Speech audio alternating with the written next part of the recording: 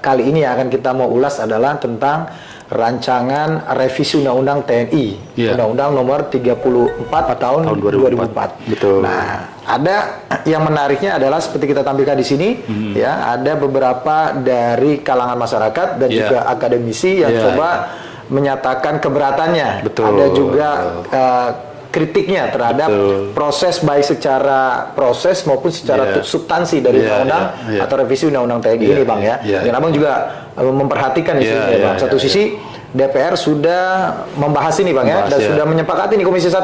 Katanya akan dibawa ke rapat paripurna. Dan satu sisi ada sekelompok masyarakat, baik akademisi maupun LSM yang menolak.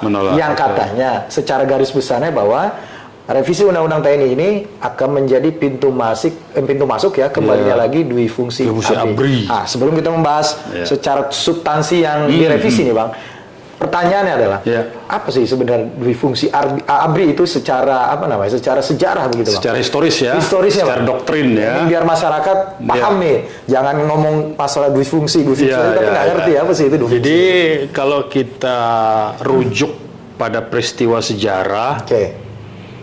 Itu satu ya, dari segi peristiwa sejarah satu, dan dari segi konsepsi akademis. Jadi ada dua hal, dui fungsi ini soal dui fungsi ya. Dari sejarah historis ya, kita lihat itu, ini sebetulnya bermula ketika perang mempertahankan kemerdekaan Indonesia dari tahun 48 sampai tahun 49 itu sebetulnya ya. Waktu itu kan Indonesia diagresi sampai 2 kali, sekali tahun 48, sekali tahun 49. Nah, pada saat itu Soekarno selaku pemegang otoritas sipil ya, kan dia presiden, diangkat sebagai presiden ya, jadi dia adalah otoritas politik sipil, representasi itu ya, representasi dari otoritas sipil, politik sipil ya, mengajak ya, memerintahkan dalam tanda petik karena presiden kan, kepada Panglima Besar Sudirman. Waktu itu belum Panglima Besar namanya, ya Panglima, ya Jenderal Sudirman, ya Panglima Besar sudah, tapi belum Jenderal Besar, hanya Jenderal Sudirman saja waktu itu, untuk ikut meletakkan senjata sebagai konsekuensi dari perjanjian Rumroyen itu, tahun 48 itu, ya kan? Nah, dalam konteks ini sebetulnya Soekarno dan Hatta waktu itu menginginkan perjuangannya adalah melalui jalur diplomasi juga, ya kan? Nah, tetapi Panglima Besar Sudirman, Jenderal Sudirman menolak, malah meminta kepada Soekarno untuk ikut bergerilya pada Soekarno-Hatta. Tapi Soekarno-Hatta memberikan perintah untuk meletakkan senjata pada Panglima Besar Sudirman, ya kan? 2 kali diminta oleh Soekarno kepada Panglima Besar Sudirman, Jenderal Sudirman, 2 kali juga itu ditolak. Dan akhirnya karena tidak ada kata sepakat, Soekarno memilih jalur diplomasi untuk mempertahankan kemerdekaan. Sementara Panglima Besar Jenderal Sudirman tidak mempercaya lagi diplomasi karena Belanda sudah berulang kali melanggar perjanjian. Itu. Nah, akhirnya terjadi perpisahan jalan. Tadi itu Soekarno-Hatta tetap memilih jalur diplomasi atau diplomatik, sementara Panglima Besar Jenderal Sudirman itu malah meninggalkan posisi di ibu kotanya, malah masuk ke hutan dan gerilya, memimpin gerilya. Nah, yang diajak bergerilya itu bukan cuma pasukannya, tentaranya, tetapi juga rakyat diajak perang. Ya, itulah konsep awal dari Perang Semesta. Jadi itu melahirkan Perang Semesta. Nah, dari peristiwa ini kemudian dirumuskanlah yang namanya doktrin bahwa militer itu, TNI, ya, itu bukan saja sebagai kekuatan militer dalam pengertian mempertahankan negara secara fisik dalam konteks perang militer, tetapi kemudian TNI ini juga mengambil peristiwa tersebut untuk merumuskan, ya, ini kemudian hari ini ya, kemudian hari dari peristiwa yang tadi saya sebutkan, itu merumuskan bahwa ternyata militer itu memiliki juga fungsi sosial politik, bahkan ekonomi. Nah, ekonomi ini ditambah apa? Pada saat itu kemudian setelah 49 ya, Belanda mengakui. Kan itu kan kemudian dilanjutkan dengan berbagai macam peristiwa perlawanan, saya sebutnya perlawanan ya, dari berbagai macam daerah seperti PRRI Permesta ya, yang tidak puas dengan kebijakan pusat Soekarno ya, yang terlalu cenderung kepada komunisme, kepada poros Beijing dan Moskow, melakukan perlawanan. Di Sumatera tuh ada 2 dewan, Dewan Banteng sama Dewan Garuda. Kemudian di Sulawesi juga ada, makanya dinamain PRRI Permesta, dan ada beberapa peristiwa lain ya. Kemudian pemerintah melakukan satu apa yang disebut dengan kondisi pemerintahan darurat militer di beberapa daerah itu karena terjadinya perlawanan bersenjata. Yang melawan ini sebetulnya melawan ini juga TNI pada masa itu. Dewan Banteng, Dewan Garuda itu dipimpin oleh tentara waktu itu. Jadi bukan rakyat, bukan orang lain. Jadi yang melawan itu Dewan Banteng dipimpin oleh kalau saya tidak salah itu Kolonel Simbolon di Sumatera Utara. Dewan Garuda dipimpin oleh Kolonel Haji Burlian. Itu pimpinan-pimpinan tentara di daerah sebetulnya. Jadi kalau disebut pemberontakan ini bukan pemberontakan sebetulnya. Yaitu perlawanan oleh tentara ketidakpuasan terhadap kebijakan pemerintah pusat. Ya. Gitu. Nah, jadi dan kemudian diberlakukanlah, kemudian ada Permesta, ada DI segala macam peristiwa Darul Islam ya di Sulawesi maupun di Aceh. Maka ditetapkanlah itu sebagai satu kondisi pemerintahan darurat militer. Nah, ketika pemerintahan darurat militer ini artinya pemerintah sipil tidak ada. Tadi itu militer yang memegang pemerintahannya sebagai pemerintah memegang kendali sebagai pengambil keputusan politik, ya kan, merumuskan kebijakan ekonomi sekaligus melakukan tindakan dalam tanda petik tindakan militer. Jadi ada tindakan politiknya, ada tindakan ekonomi, ada tindakan militernya dalam konteks pemerintahan darurat militer itu. Nah, 2 peristiwa ini, peristiwa yang pertama yang Panglima Besar Jenderal Sudirman menolak perintah Soekarno. Artinya dianggap militer Indonesia itu memiliki otonomi dalam menentukan sikap politik, ya gitu ya. Yang kedua, pengalaman ketika terjadi pemerintah darurat militer, maka dirumuskanlah kemudian pada seminar Angkatan Darat yang dilakukan oleh Sesko waktu itu ya. Ada 2 kali waktu itu kalau saya tidak salah ingat. Dilakukan pertemuan seminar itu dan akhirnya merumuskan itulah yang disebut dengan dui fungsi secara konseptual akademis. Oke, yang merumuskan itu diawali oleh Jenderal Nasution, inisiatornya itu. Beliau itu pada saat itu sebagai Panglima Staf Gabungan Angkatan Bersenjata. Dulu itu ada beberapa. Jadi dulu ada Menteri Panglima Angkatan Udara, Menteri Panglima Angkatan Darat, Menteri Panglima Angkatan Laut, Menteri Panglima Kepolisian, Angkatan Kepolisian. Itu zaman Soekarno nih, zaman jabatannya menteri ya? Menteri sekaligus Panglima. Jadi dulu 4 angkatan, Angkatan Laut, Angkatan Udara, Angkatan Darat, Angkatan Kepolisian dulu. Nah, itu semua menteri dikasih kepalanya itu dikasih Menteri Panglima Angkatan namanya. Di atasnya ada Menteri Kepala Staf Gabungan namanya itu. Nah, itulah Jenderal Nasution, A.H. Nasution. Nah, Jenderal A.H. Nasution waktu itu kemudian merumuskan. Jadi artinya yang saya mau katakan secara histori ya, pada masa praktek ya, yang kita sebut secara histori, praktek dui fungsi ini salah besar kalau semata-mata dinisbatkan hanya dilakukan oleh Orde Baru. Itu yang saya mau koreksi dikit kepada masyarakat gitu. Kita harus edukasi ini. Ternyata praktek dui fungsi itu sudah dilakukan sejak zaman Orde Lama, sejak zaman Soekarno. Yaitu tadi pada peristiwa Jenderal Sudirman, Panglima Besar ya TNI waktu itu menolak perintah, artinya itu dianggap konsepsinya secara politik TNI itu memiliki garis politik sendiri, tidak harus serta-merta tunduk kepada presiden ya, otoritas sipil, otoritas politik sipil. Yang kedua, ketika terjadinya tadi darurat militer tadi, pemerintah darurat militer tadi. Nah, konsepsi ini, sejarah ini kemudian dirumuskan oleh Jenderal A.H. Nasution, kemudian diperbaiki, itulah kemudian konsepsi yang secara lebih sistematis pada tahun 66. Ya. Jadi Nasution sudah merumuskan sejak tahun 50-an ya. Kemudian diperbarui dan dibuat menjadi lebih sistematis ketika seminar Angkatan Darat yang kedua tahun 66 itu. Pasca 65 itu. Pasca peristiwa 65. Nah, jadi sudah terjadi beberapa kali peristiwa politik sebetulnya yang bukan cuma peristiwa militer, yang itu TNI menjadi garda terdepan. Nah, dari situlah konsepsi dui fungsi sebagai konsepsi akademis itu tadi. Nah, sejak dari tahun 66 itulah kemudian dirumuskan ya, yang berakhir sampai dengan tahun 90. Ya, kalau secara resmi undang-undangnya tahun 2004 ya, ketika undang-undang TNI disahkan ya, undang-undang 34 itu. Artinya sejak tahun 40-an bahkan ya, sampai dengan tahun 2000-an itu sudah terjadi dui fungsi. Nah, pertama dui fungsi secara praktek sampai dari tahun 48 sampai tahun 66 itu secara praktek zaman Orde Lama ya. Kemudian sejak zaman Orde Baru nyambung sampai ke tahun 2004. Tuntasnya itu. Sebetulnya zaman Gus Dur itu diberhentikan itu melalui TAP MPR juga sebetulnya ya. TAP MPR tahun 99 segala macam itu ya. Nah, jadi yang saya mau katakan, koreksi pertama kita bahwa dui fungsi ABRI itu adalah karya Orde Baru.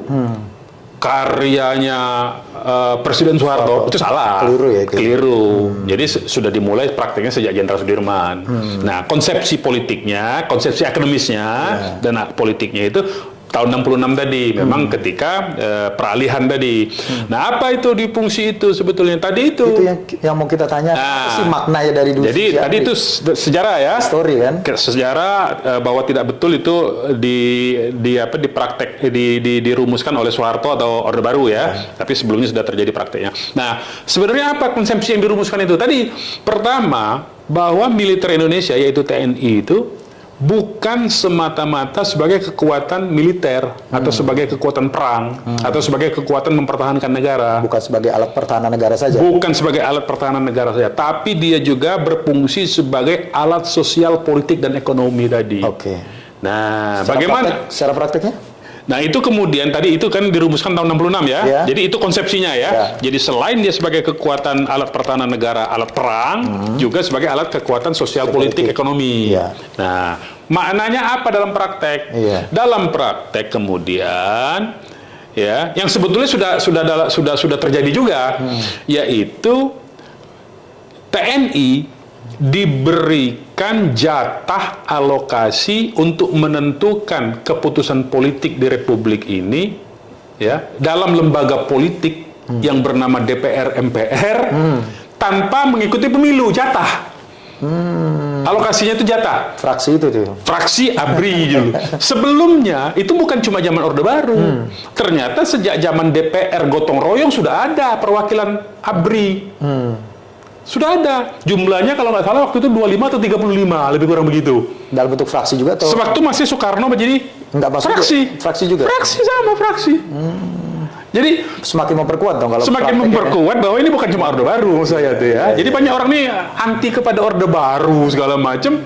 Ini padahal ini sejarahnya jauh sebelum Orde Baru sudah Jadi yang dimaksud selain kekuatan perang tadi itu sebagai alat pertahanan negara adalah kekuatan sosial, politik, ekonomi itu diwakilkanlah, dialokasikanlah jatah untuk suara politik tentara kita ini, militer kita ini di DPR MPR yang yaitu DPR gotong royong, MPR gotong royong itu. Tanpa pemilu tadi. Tanpa pemilu dikasih jatah, gitu loh. Karena waktu itu kan terjadi dekret 5 Juli 59, DPR dibubarkan, MPR dibubarkan kan, DPR MPR dibubarkan oleh dekret 5 Juli 59 kan. Nah, itu diganti menjadi DPR GR, DPR gotong royong, MPR gotong royong. Nah, di situ yang tadinya di hasil pemilu 55 itu tidak ada perwakilan dari militer ya, maka melalui dekret presiden 5 Juli 59 itu, maka terdapatlah wakil dari militer dalam DPR gotong royong, MPR gotong royong. Dan itu terus berlanjut sampai dengan pemilu 99 itu. Terus ada itu tanpa dipilih ada fraksi ABRI. Kan terakhir kali fraksi ABRI itu tahun 99 sampai dengan 2004. Habis 2004 ke sini udah nggak ada tuh. Udah nggak ada, ya. Nah, ini konsepsi ini artinya apa? Yang dimaksud dui fungsi itu militer atau TNI itu diberi ruang dalam sistem ketatanegaraan kita untuk merumuskan kebijakan politik. Itu poin inti dari dui fungsi itu. Satu itu praktek nyatanya dalam bentuk memberikan jatah tadi di DPR MPR termasuk DPRD provinsi dan kabupaten ya. Dulu banyak itu ada fraksi ABRI di DPRD provinsi, DPRD kabupaten, kota ya. Ada fraksi ABRI-nya itu dulu. Yang kalau dari fraksi di kabupaten kota itu pangkat-pangkatnya biasanya mayor dan letkol. Kalau di tingkat provinsi biasanya pangkatnya kolonel. Nah, di atas itu baru kemudian yang jenderal-jenderal di DPR MPR RI ya. Nah, inilah kemudian karena TNI ikut terlibat merumuskan kebijakan-kebijakan politik, tapi dia juga selaku pelaksananya dalam konteks good governance, artinya pembuat kebijakan, pelaksana, sekaligus yang ngontrol kan itu. Parlemen itu kan ngontrol tuh. Jadi ini menurut teori prinsip-prinsip good governance ini tidak benar organisasi seperti ini karena dia membuat kebijakan, dia melaksanakan, dia ngawasin sendiri. Nah, itu makanya diubah sejak tahun 2004 dengan undang-undang ini ya, Undang-Undang 34 itu, maka tidak ada lagi fraksi ABRI. Itu inti dari yang namanya dui fungsi itu. Itu kan inti dari dui fungsi. Inti dari dui fungsi. Tapi kan artinya peran di luar peran alat pertahanan negara dan alat perang ya. Iya, gitu. Tapi kan di balik itu tentu ada latar belakang dong ya. Kenapa kemudian muncul ada dui fungsi ABRI itu? Pasti ada sesuatu yang ingin dihadapi atau ditangkal gitu Bang. Apa Bang pada saat itu? Nah, kalau kita bicara dalam konteks, kalau kita rujuk kepada peristiwa tahun 48 ketika Sudirman menolak perintah dari Soekarno, tentu saja itu dalam konteks eksistensi NKRI. Itu satu. Kemudian dalam konteks pemerintahan darurat, dalam konteks mengatasi berbagai macam perlawanan gejolak di berbagai daerah. Kedua. Yang ketiga, ketika PKI melakukan pemberontakan, nah kalau itu pemberontakan tuh, ya. Ketika PKI melakukan pemberontakan tahun 65, itu juga dalam konteks menjaga, ya, menjaga keutuhan negara dan ideologi negara. Jadi memang fungsi-fungsi istilahnya itu fungsi-fungsi penting itu dijalankan oleh TNI pada saat itu. Itu yang melatar belakangi TNI itu merasa terpanggil karena begini kalau kita lihat kenapa berarti TNI bagus dong sebenarnya. Sebenarnya, jadi kenapa TNI itu merasa terpanggil? Nah kita harus cek dulu ya TNI ini. TNI ini kan sumber rekrutmen awal, kita bicara awal ya, bicara sejarah lagi ini ya. Sumber rekrutmen awal TNI itu siapa saja? Dari mana sumbernya? pertama dari mantan-mantan Kenil. Kenil itu apa? Tentaranya Hindia Belanda, ya, yang menjajah dulu. Itu harus diakui itu. Itu. Yang kedua, masyarakat yang dididik oleh Jepang sebagai kekuatan bala tentara Jepang untuk melawan hegemoni Barat, yaitu peta melalui program peta itu, pembela tanah air dulu ya. Itu ya. Nah itu. Yang ketiga, ini yang jarang bahkan tidak pernah dimunculkan dalam sejarah sumber TNI itu. Waktu itu ya, yaitu apa? Milisi rakyat. Milisi rakyatnya apa? Hizbullah, Laskar Hizbullah, Laskar Fisabilillah. Rujukannya siapa tuh? Kalau Hizbullah di Fisabilillah, nggak ada lain kan? Rakyat yang beragama Islam itu. Orang Islam. Mereka inilah yang habis-habisan mempertahankan. Bahkan termasuk pertempuran 10 November Surabaya itu. Itu karena ada fatwa jihad dari Hadratus Syekh Kiai Haji Hashim Asy'ari. Ada fatwa jihadnya itu. Kalau enggak, mana mau tuh pemuda-pemuda turun itu. Nah, jadi inilah yang membuat TNI kemudian dari DNA ini, ya, tiga sumber DNA yang melahirkan TNI kita. Kan kemudian dia menjadi, awalnya itu BKR, Badan Keamanan Rakyat, baru kemudian TKR, Tentara Keamanan Rakyat, baru kemudian jadi TNI kan. Nah, karena dia dari Badan Keamanan Rakyat, berarti memang TNI kita itu muncul awalnya itu dari rakyat yang bangkit melawan terhadap datangnya pasukan sekutu. Ini berarti itulah yang membuat doktrinnya TNI itu dia lahir dari rakyat itu. Apa juga ada kaitannya dui fungsi ABRI ini dengan kekuatan asing? Nah, yaitu karena riwayat sejarahnya itu TNI lahir dari rakyat, terutama dari milisi-milisi tadi, Fisabilillah, Laskar Fisabilillah, Laskar Hizbullah tadi, merasa terpanggil membela tanah air, mempertahankan tanah air. Itulah yang jadi doktrin tadi, doktrin dui fungsi tadi, bahwa kalau cuma alat perang, ketika misalnya kalau TNI itu merasa cuma digunakan sebagai alat perang saja, alat perang semata-mata, alat pertahanan semata-mata, artinya cuma instrumen, ketika otoritas sipilnya, politik sipil menyerah, selesailah negara ini, gitu loh. Nah, makanya TNI, ya, prajurit pejuang pejuang prajurit gitu istilahnya, istilah-istilah doktrin di dalam TNI itu, di dalam militer itu yang kemudian membangkitkan semangat mereka untuk untuk mempertahankan negara ini baik dalam keutuhan wilayah, ya, integritas wilayah maupun dalam konteks ideologinya, ya, dari serangan-serangan pihak luar. Nah, tesis sebetulnya ya, tesis bahwa bila TNI tidak diikut sertakan dalam aspek perumusan politik itu, ya kita bisa rasakan sejak tahun 2004 sampai tahun 2024 ini, 20 tahun. Kita lihatlah bagaimana kan. TNI-nya kan udah diam sebetulnya ini. Jadi TNI-nya sebetulnya patuh. Jadi sejak TNI tidak lagi berdasarkan konstitusi dan undang-undang, ya, legalitasnya itu tidak lagi dibenarkan untuk masuk ke wilayah politik dan ekonomi, TNI-nya itu sebetulnya sudah back to barak, kembali ke barak sebetulnya, ya. Jadi dia tidak ikut lagi dalam kegiatan pemilu, dia tidak ikut lagi menjadi partai. Nah, ini yang mau ditanyakan juga, Bang. Kenapa kemudian di 2004 itu dui fungsi ABRI itu tidak lagi dipakai dalam undang-undang TNI, Bang? Apa yang melatar belakangi apakah karena hegemoni reformasi pada saat itu? Betul. Jadi memang ada peristiwa besar reformasi kita itu di mana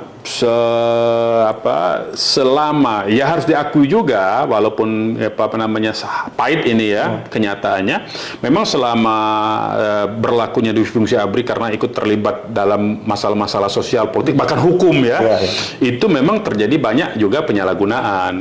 Bahkan saya sendiri sempat ditangkap dulu oleh Kodim, dulu saya ditangkapnya. Lebih kurang tahun 95-96 itu. Persoalannya? Pertanah, jadi saya waktu itu membela tanah-tanah rakyat, kebun-kebun rakyat yang saat menjadi ini ya, Pak? Saya pengacara di LBH ya? Iya, di LBH dulu ya. Sudah membela petani-petani yang tanahnya dirampas dijadikan kebun kelapa sawit, dijadikan hutan tanaman industri, punya perusahaan swasta itu. Tapi di backup oleh tadi itu karena dui fungsi disalahgunakan. Jadi dui fungsi yang disalahgunakan, saya konteksnya dia. Dui fungsi yang disalahgunakan itu sehingga TNI di wilayah setempat yang itu adalah komando teritorial ya, Kodim itu kan, Koramil itu kan teritorial itu kan, institusi teritorial itu menyalahgunakan kewenangan dui fungsinya itu, akhirnya menangkap, saya ikut tertangkap. Nah, jadi artinya maksud saya dari konsep awalnya itu benar, bagus karena menjaga supaya ketika tidak ada lagi kekuatan lain yang mempertahankan negara, TNI lah memang kan, karena dia diberi mandat sipil politik, benteng terakhir. Tetapi kemudian dalam prakteknya memang penyalahgunaan. Kenapa terjadi penyalahgunaan? Nah, ini yang mesti dicatat. Jadi dui fungsi dalam praktek, ya, selain kita bicara dulu dui fungsi dalam praktek ya. Kalau tadi kan konsepsi sama histori kan. Nah, sekarang dalam praksisnya. Dalam praksisnya TNI dui fungsi ini, selain dia ikut merumuskan kebijakan-kebijakan politik, yang dia ikut melaksanakan kebijakan politik dan ikut mengontrolnya juga ketika sidang tahunannya, ya itu prakteknya, juga mereka TNI ini dulu itu dibekali dengan apa? Dibekali dengan lembaga ekstrajudisial. Apa tuh, Bang? Ekstrajudisial itu adalah di mana TNI sebetulnya tidak punya kewenangan untuk melakukan penangkapan, penahanan, karena dia bukan lembaga hukum toh. Dia membentuk lembaga ekstrajudisial yang bernama Kopkamtib dan dilanjutkan ketika Kopkamtib dibubarkan menjadi Bakorstanas, Badan Koordinasi Stabilitas Nasional. Dan itu nyampe ke daerah. Penangkapan itu terhadap sipil? Terhadap sipil. Terhadap sipil, bukan terhadap anggota TNI. Kalau itu udah peradilan militer wilayahnya. Lama itu tugasnya. Iya, itu PM lah itu. Ya. Nah, tapi kita bicara dalam konteks ini penyalahgunaannya tadi itu, dia selain tadi dalam konteks sosial politiknya dimaknai stabilitas nasional itu dengan membentuk lembaga ekstrajudisial. Yaitu Kopkamtib dan Bakorstanas tadi. Nah, di sini letak banyak terjadinya berbagai macam pelanggaran, baik itu pelanggaran hak asasi manusia maupun pelanggaran hukum. Kalau konteksnya dia penangkapan dalam rangka apa? Penegakan hukum atau kemudian itu? Supersip aja. Kalau kan dulu kan ada undang-undang supersip. Iya. Jadi main tangkap aja. Pokoknya setiap orang dicurigai tangkap aja. Nah, buktinya saya dulu. Saya cerita tahun 95-96 itu ya. Saya dulu itu membela petani. Bareng Bang Noel itu bukan? Oh beda lagi, itu sudah di Jakarta. Ini saya masih di daerah, masih di Palembang. Masih di Palembang. Masih membela petani-petani di daerah Sumatera Selatan itu. Saya turun ke lapangan itu ditangkap oleh Koramil di lapangan, dibawa ke Kodim, diinterogasi. Karena merasa ini stabilitas daerah. Argumentasinya itu. Waktu kita ajukan perdebatan, saya ditangkap sebagai apa? Tersangka? Enggak, ini stabilitas daerah. Jadi argumennya stabilitas daerah, bukan soal hukum, jadi politik. Nah, di sini penyalahgunaannya memang harus diakui itu, ya. Tetapi konsep awalnya tidak begitu sebetulnya. Nah, penyalahgunaannya ini yang mesti kita kritik. Nah, kenapa disalahgunakan? Karena ada tadi diberi kewenangan tadi. Kenapa diberi kewenangannya? Kalau dia hanya semata-mata perumusan kebijakan politik di lembaga politik saja, ada masalah itu. Tidak ada masalah juga sebetulnya ya, karena dia kan diskusi sifatnya. Tapi karena dibekali dengan perangkat lembaga ekstrajudisial tadi, maka dia punya tangan dan kaki sampai ke daerah untuk nangkep orang. Itu yang berbahaya. Nah ini harus dicegah sebetulnya. Itulah menjadi latar belakang juga salah satunya. Itu kemudian tahun 99 sampai 2004 itu dirumuskan ya melalui TAP MPR ya, pemisahan pelarangan TNI berpolitik segala macam itu, kemudian itulah yang menyebabkan dui fungsi itu, konsep doktrin dui fungsi itu tidak lagi diteruskan. Jadi TNI-nya hanya tinggal menjadi alat pertahanan dan memiliki kewenangan di undang-undang lama itu kewenangannya operasi militer dan operasi militer perang ya, operasi militer perang OMP dan operasi militer selain perang. Nah, di situ sudah dirumuskan operasi militer selain perang. Jadi dia operasi militer sifatnya. Jadi lebih teknis sebetulnya dalam konteks undang-undang yang 34 tahun 2004 itu. Jadi teknis ini. Sekarang kita kembali nih kejadian yang pembahasan RUU revisi Undang-Undang TNI yang di Hotel Fairmont ya. Fairmont. Iya, itu kan ada kejadian tuh. Ada dari LSM kan yang mencoba masuk gitu mendobrak. Sebenarnya jadi pertanyaan, apa sih yang dipersoalkan? Mungkin Abang kan mengamati. Apa sih inti yang dipersoalkan dari LSM ini terkait dengan kekhawatirannya tentang revisi Undang-Undang TNI? Nah, pertama-tama yang harus saya declare-kan ya, bahwa banyak dari kita, masyarakat kita, baik itu LSM maupun akademisi ya, itu saya lihat misleading. Apakah misleadingnya itu dibuat secara sengaja atau secara tidak sengaja atau karena ketidaktahuan? Saya nggak ngerti juga ya. Tapi yang jelas ada misleading. Kenapa? Isu yang dipublikasikan, diwacanakan, dijadikan public discourse-nya itu kembalinya dui fungsi. Jadi hantu dui fungsi ini yang ditakut-takutkan kepada masyarakat. Padahal kalau kita cek, menurut keterangan dari anggota Komisi 1, bukan dari partai yang berkuasa loh ini, dari partai yang tidak sedang berkuasa ini. Dari katakanlah tegasnya fraksi PDIP lah ya. Nanti videonya bisa ditampilkan ya. Nanti kita lihat. Sebetulnya tidak ada menurut saya kekhawatiran karena yang namanya mengembalikan dui fungsi nggak ada. Itu satu. Nah, isu yang kedua yang misleading itu bahwa TNI katanya akan masuk ke semua jabatan sipil. Akan merajalela, menduduki jabatan-jabatan, padahal nggak ada juga sebetulnya. Jadi kalau menurut keterangan dari anggota pansusnya atau pansus lah ini ya, Komisi 1 cuma ada 3 yang direvisi itu. Pasal 3? Pasal 7.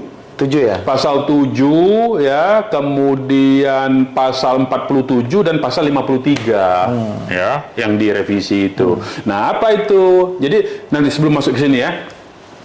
Jadi menurut saya dari segi proses, misalnya yang dikritik kedua itu kan tadi soal substansi ya.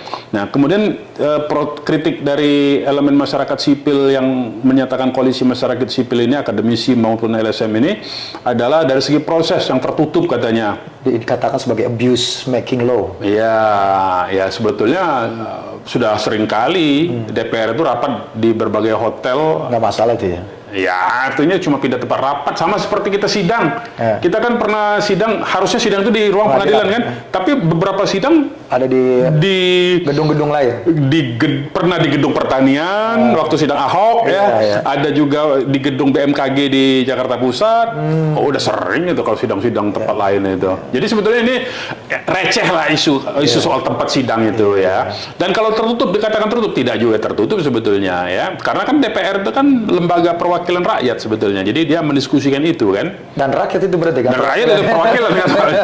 Jadi menurut saya isunya receh lah kalau soal itu ya. Tapi anyway ya menurut saya ya silakan saja itu dikritik ya. Karena itu bukan substansif itu ya. Kan proses ya. Itu kan formal lah itu ya. Formal lah. Jadi di DPR sendiri sebetulnya sudah terjadi itu sidangnya. Sebetulnya kalau mau dilakukan itu kan cuma juga tiga pasal pembahasannya kan. 3 pasal itu nggak lama juga itu. Ada pasal yang mungkin kita masuk langsung ke sekarang substansinya apa saja misalnya. Apakah betul yang dikritikkan oleh koalisi masyarakat sipil, oleh LSM, oleh aktivis, oleh akademisi itu adalah mengembalikan duifungsi? Tidak, menurut saya. Nah, yang jadi fokus dari 3 itu sebenarnya pasal tentang jabatan sipil itu ya, Bang ya. Yang dikatakan itu yang dikhawatirkan oleh LSM itu adalah pintu masuk kembalinya duifungsi ABRI. Ada jabatan-jabatan sipil yang sebenarnya kan sudah diatur ya. Keliru. Dalam Undang-Undang 30 itu 10 sekarang menjadi 15 gitu ya. Apakah itu 16 itu ya. Apakah itu menurut Abang juga bisa dikatakan menjadi kembalinya fungsi ABRI? Ya, menurut saya agak keliru ya menurut saya kalau mempersepsikan duifungsi ABRI itu dengan menempatkan TNI aktif di jabatan-jabatan sipil. Itu sebetulnya konsepnya bukan duifungsi tapi itu kekaryaan. Oke. Jadi beda ya Bang antara duifungsi dengan kekaryaan. Beda itu. Itu dirumuskan kalau kekaryaan dirumuskan sebetulnya sudah dirumuskan zaman zaman Jenderal Nasution. Jadi sebelum tahun 50-an sampai tahun 66 itu Jenderal Nasution itu sudah merumuskan bahwa nanti ada prajurit ditugaskan di luar institusi TNI, tapi bukan mewakili sebagai institusi TNI, tapi orang per orang. Itu bahasanya Nasution, bahasa Jenderal Nasution itu begitu. Jadi sebenarnya idenya ide Nasution, bukan idenya Soeharto lagi-lagi ya. Cuman memang Soeharto yang mempraktekkan itu. Nah itu kemudian dipraktekkan selain di jabatan sipil apa?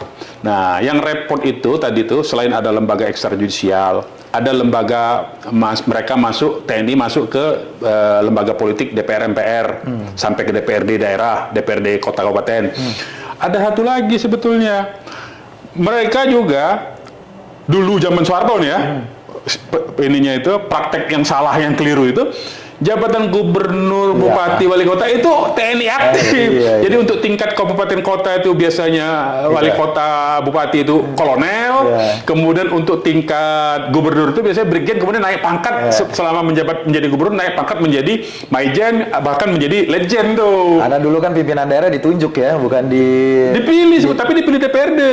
Tapi langsung ya, nggak langsung lewat pemilu ya gitu ya. Bukan lewat pemilu, tapi DPRD yang milih. Tapi DPRD memilih yang disodorkan oleh pemerintah. Iya itu maksudnya. Oleh pemerintah pusat. Dan nggak bisa nolak juga kan? Iya, dan itu TNI semua, TNI aktif semua. Bahkan dia naik pangkat dalam masa jabatan sebagai gubernur, sebagai wali kota, sebagai bupati itu. Itu satu ya jabatan. Artinya itu yang disebut dengan menguasai jabatan sipil itu. Ya, karena jabatan sipil politik ini. Ya. Ini yang duifungsi kebablasan itu. Nah, satu lagi ada. Dulu di setiap pemerintah provinsi, pemerintah kabupaten dan kota itu ada namanya kantor sospol. Jadi untuk di tingkat provinsi kepala kantor sospolnya kolonel. Di tingkat kabupaten kota ada juga. Kalau saya nggak salah pangkatnya kapten atau mayor lah begitu kira-kira. Nah itu berfungsi sebagai pemerintah bayangan. Dulu ya, saya cerita Orde Baru. Jadi perangkatnya itu duifungsi ABRI pada saat itu memang perangkatnya itu sudah ada di forum politik lembaga politik yaitu lembaga parlemen mulai dari pusat sampai daerah kabupaten. Jabatan politik daerahnya yaitu kepala daerahnya juga dari TNI aktif, kemudian dilapis lagi dengan kantor sosial politik sebagai pemerintah bayangannya, dilapis lagi dengan lembaga ekstrajudisial. Jadi ada 4 tuh prakteknya. Nah inilah praktek duifungsi yang kebablasan gitu loh. Tapi abang mau bilang sebenarnya yang ini adalah kekaryaan dong berarti. Nah kalau penempatan di institusi sipil pemerintah bukan yang jabatan politik dalam konteks misalnya bukan sebagai bupati, wali kota atau gubernur. Jabatan teknis ini ya. Teknis ya. Iya. Saya kira apalagi institusinya institusi teknis ya. Saya kira itu kekaryaan. Nah, itu penugasan lah menurut saya. Nah, ya jadi yang sekarang yang jadi isu itu kan sebetulnya sudah dikeluarkan pernyataan resmi oleh anggota DPR Komisi 1 dan anggota pansusnya. Ada 3 tadi kan. Satu pasal 7. Nah, saya baca aja biar nggak ini nanti ditampilkan juga ininya. Pasal 7 itu tentang perluasan. Jadi ada pasal 7 ayat 1-nya itu operasi militer perang tidak diubah sama sekali. Kemudian ada operasi militer selain perang, ya. Ditambah operasi militer selain perang itu dari 14 item menjadi 17. Jadi ada 3 tambahan, ya, menurut ini. Jadi apa? Jadi TNI diberi kewenangan untuk bantuan menghadapi serangan cyber. Nah, kalau kita lihat apakah serangan cyber ini memang semata-mata wilayah sipil? Wah, militer juga ya harusnya ya. Dan apakah serangan cyber ini merupakan lembaga politik? Bukan lah. Jawabannya kan bisa kita begitu. Jadi apakah kewenangan yang diberikan kepada ini kewenangan politik? Bukan. Dan ini kewenangan teknis. Dan lembaganya sudah ada cyber itu, yaitu Badan Cyber dan Sandi Negara. Itu lembaga teknis. Dan dari dulu sudah diisi sama militer itu. Dan tujuannya kan untuk pertahanan juga. Untuk pertahanan karena itu rahasia kan. Nah, itu yang pertama. Jadi TNI diberi kewenangan ditambah. Sebetulnya prakteknya sudah terjadi, tetapi ini supaya legal dijadikan norma gitu loh. Prakteknya selama ini sudah terjadi. Dulu namanya Lembaga Sandi Negara LSN. Lemsanak dulu namanya. Itu dari dulu tentara yang di situ. Bukan orang sipil biasa itu. Nah, jadi ini menurut saya bukan lembaga politik, lembaga cyber ini ya. Bidang cyber ini juga bukan bidang politik, tapi ini bidang teknis sebetulnya, kemampuan teknis juga. Kemudian yang kedua TNI-nya di pasal 7 itu operasi militer selain perang itu diberi kewenangan untuk memberikan bantuan perlindungan dan penyelamatan terhadap warga negara Indonesia di luar negeri. Ini lazim, Pak. Amerika juga melakukan itu. Amerika itu kalau ada warga negaranya ditangkap atau disandera oleh pihak asing, pihak manapun juga, apalagi negara lain, dia kirim tentaranya itu. Ada warga negaranya dibunuh, dia kirim pasukan pembunuh itu. Israel juga begitu. Jadi ini menurut saya normal saja. Bagian dari perlindungan terhadap warga negara kan. Di luar negeri. Catatannya. Jadi dia bukan lembaga politik dalam negeri. Itu yang kedua. Nah, yang ketiga itu adalah bantuan untuk penanggulangan penyalahgunaan narkoba. Nah, kalau kita lihat aspek narkoba ini juga memang bagian dari perang. Ya, udah transnasional loh ya. Transnasional, dan kemudian ini instrumen ini asymmetric warfare ini narkoba ini. Jadi dia perang asimetrik ini pakai narkoba. Dulu saja sebenarnya sudah dilakukan dulu perang candu di Cina. Cina dulu, kerajaan Cina itu, kekaisaran Cina kalah karena perang candu. Penduduknya dikasih candu, dikasih narkoba itu. Nah, ini dikasih, menurut saya tidak ada salahnya. Ya. Nah, itu dari segi perluasan mandatnya. Jadi pertama yang saya mau tegaskan, menurut keterangan, lagi-lagi ini menurut keterangan anggota Komisi 1 DPR, anggota Pansus, 3 kewenangan ini, dan sebelumnya kan sudah 14 sudah ada, dan kita lihat prakteknya tidak terjadi kan penyalahgunaan, tidak masuk ke wilayah politik. Dan 3 yang ditambah ini kan bukan lembaga politik, bukan forum politik juga, bukan kewenangan politik juga. Jadi untuk pasal 7 penambahan operasi militer selain perang di pasal 7 itu tidak ada masalah. Nah, itu pasal teknis ya, masalah teknis. Nah, yang kedua tadi itu penempatan, penugasan. Yang tadinya hanya 10 lembaga, ditambah ada 6 lembaga. Ya. Nah, apakah jadi artinya 6 lembaga ini sebetulnya dalam prakteknya apakah sudah terjadi? Sudah. Misalnya apa? BNPT sudah ada tuh. TNI ya. TNI-nya. Kemudian Bakamla. Badan Keamanan Laut itu TNI aktif dari Angkatan Laut yang memimpin bintang 3. Kemudian Basarnas dari dulu sudah Angkatan Udara bintang 3. Kemudian BNPB sudah dari awal dibentuknya Jenderal Angkatan Darat bintang 3 yang memimpin kepala BNPB ini, Badan Penanggulangan Bencana Nasional ini ya, Badan Nasional Penanggulangan Bencana ya, BNPB ya. Jadi sebetulnya ini sudah terjadi, sudah dipraktekkan, hanya dalam konteks undang-undang ini dinormakan, dijadikan norma agar mereka memiliki, TNI ini memiliki legalitas. Untuk ditugaskan di lembaga dan badan itu. Nah, dalam konteks yang lain sebetulnya apakah kementerian-kementerian dari TNI aktif? Kan nggak ada. Iya. Justru ada dari institusi lain yang menjadi pejabat tinggi. Iya, banyak ya di pengurus. Banyak, mulai dari dirjen, sekjen, bahkan irjennya, inspektur jenderalnya ya. Itu dari satu lembaga yang dikenal sebagai menjadi partai juga ini lembaga ketika dalam pemilu ikut cawe-cawe. Sementara TNI kita lihat Coklat maksudnya, Bang. Kita lihat misalnya TNI ini. Saya tidak lagi mendengar sejak 2014 itu ada TNI cawe-cawe dalam proses pemilu. Iya. Tetapi kita lihat saudara kita sepupunya ya, yang disebut oleh teman-teman itu sebagai parcok, malah terlibat kan? Iya. Nah ini menurut saya teman-teman sementara lembaga aktivis-aktivis dan koalisi masyarakat sipil, akademisi ini tidak melihat bahwa sebetulnya praktek di fungsi itu bukan dijalankan oleh TNI pada saat ini sekarang ini. Justru oleh lembaga yang harusnya bertanggung jawab terhadap keamanan. Iya. Nah, ini problem kawan-kawan ini. Tapi nanti itu yang bagian ini ya. Yang ketiga. Jadi dari 10 lembaga menjadi 16 lembaga. Apakah 6 lembaga tambahan ini lembaga politik? Juga bukan ternyata. Lembaga perbatasan, ya Badan Perbatasan Nasional, Badan Pengelola Perbatasan ya, BNN, ya, kemudian Badan Sandi dan Cyber Negara. Jadi tidak ada yang bersifat politik. Tambahan 6 lembaga dari 10 itu. Nah, yang ketiga, ya masalah teknis usia pensiun. Ya itu sih. Saya pensiun, saya bilang ini mah sebetulnya urusan orang mau pensiun kapan. Teknis sekali ini bukan politik lah sifatnya. Apa mempengaruhi secara politik nih? Kan nggak juga. Apa karena dia pensiun panjang kemudian dia menjadi sesuatu kekuatan politik? Nggak juga menurut saya. Nah, jadi 3 poin itu kalau kita lihat revisi di Undang-Undang 34 tahun 2004 tentang TNI ini clear menurut saya, bukan mengembalikan TNI dua fungsi TNI, dua fungsi militer ya, tetapi hanya penugasan kewenangan TNI di soal-soal teknis saja. Dan saya kira ini bukan isu politik sebetulnya, hanya dibikin menjadi politis. Nah, sementara saya mau masuk yang tadi. Sementara ya koalisi masyarakat sipil, LSM, aktivis, akademisi itu mendiamkan saja ada satu institusi negara yang bertanggung jawab di bidang keamanan masuk ke wilayah politik dan seluruh kementerian. Kita lihat di kementerian mana? Ada semua. Kementerian Kementerian Luar Negeri BNP, Perlindungan TKI Luar Negeri ada. Dari teman kita ini, bahkan di Kementerian Hukum dan HAM dulu waktu masih ada Kementerian Hukum dan HAM ya, belum dipisah menjadi 3 itu ya, itu jenderal aktif, dan bahkan teman-teman saudara TNI ini itu masuk ke lembaga politik sebagai sekjen. Sekjen dari satu forum politik yang bernama Dewan Perwakilan Daerah Republik Indonesia. Tapi tidak ada yang protes.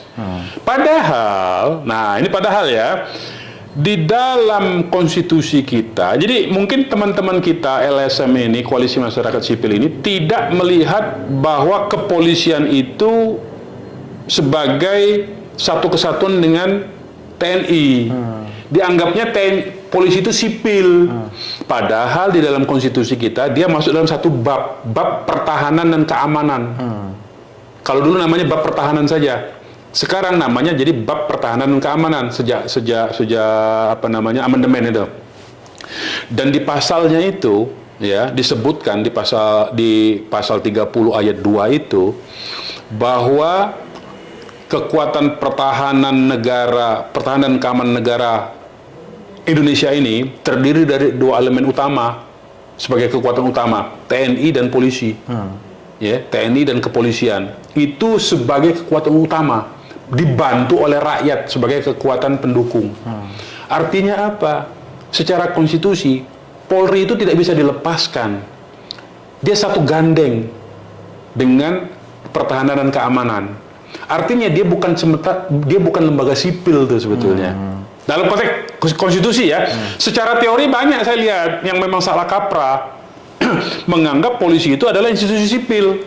Secara doktrin ya, karena mereka belajarnya dari ilmu barat soalnya.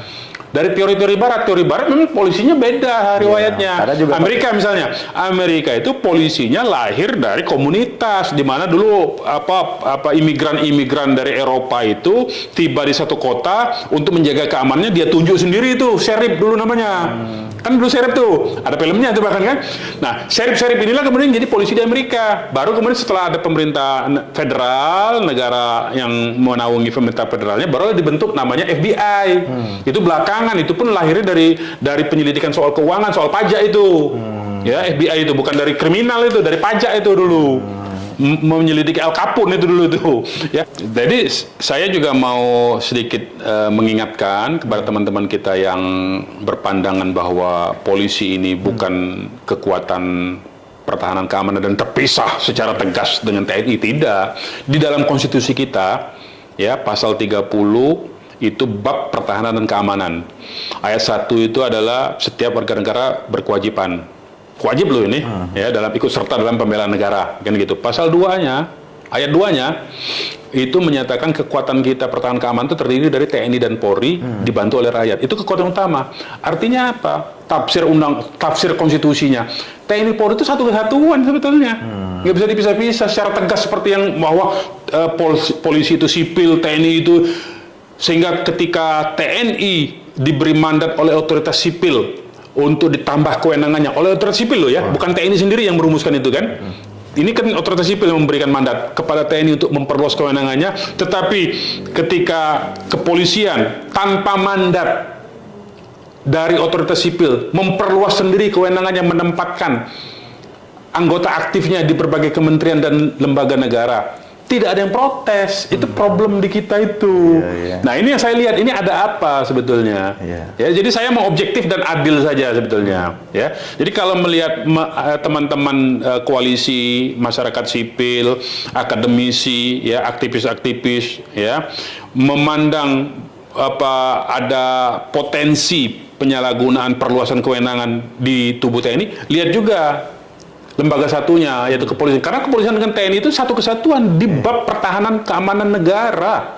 Nggak bisa dipisahkan itu. Sebab ketika kita memojokkan satu institusi, kemudian membiarkan satu institusi lain merambah seluas-luasnya, padahal tidak ada mandat undang-undang loh, maka kita tidak adil. Karena kita ini mau menjaga hubungan antar pertama itu kita mau membuat desain sistem ketatanegaraan toh. Nah, yang kedua itu kita mau berlaku secara adil, ya kan? Jadi mestinya dikritik juga, jangan dibiarkan yang ini. Apalagi kemarin kan kita ketika pilpres dan pileg kan ribut, ada parcok-parcok segala macam. Nah, artinya apa? Artinya ada peran politik.